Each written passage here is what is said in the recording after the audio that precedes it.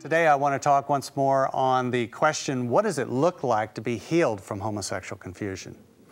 We've already come to understand that it doesn't mean you will not be tempted. What does it mean then?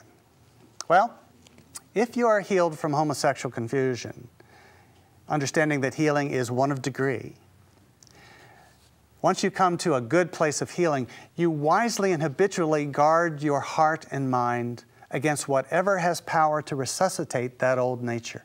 When it starts coming back, you shut it down, and you have great facility with doing that. Immature and unhealed people play games with God. They try to keep one foot in the world and one foot in the kingdom. They engage in very cleverly devised games of self-deception, whereby they convince themselves that they must give in to one sin or another, or that considering their lot in life or their past brokenness, they deserve to be given the opportunity to sin every once in a while, after all that they've gone through. They would never say that, but that's the thinking deep inside that causes people to compromise quite often. They convince themselves that a life of obedience and holiness is just for priests and nuns and saints, but not for the average guy. They convince themselves that considering how far they've come and how much they've given up, God understands and approves of their dalliances with sin. They supermarket shop for holiness. It's like going to a supermarket and saying, I want some of that and I want some of that, but I don't want any of that and any of that. They tell God when they want to be made holy and where they want to be made holy. It's like going to a supermarket.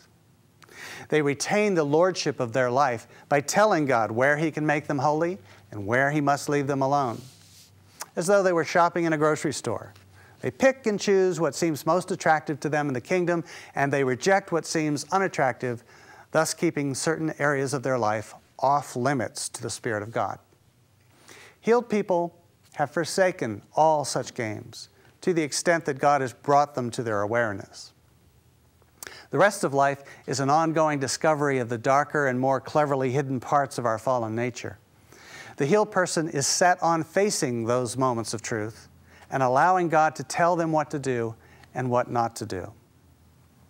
In the process of identifying those elements of the sinful life that are fueled to further sin, they take very seriously the need to eradicate such things from their life.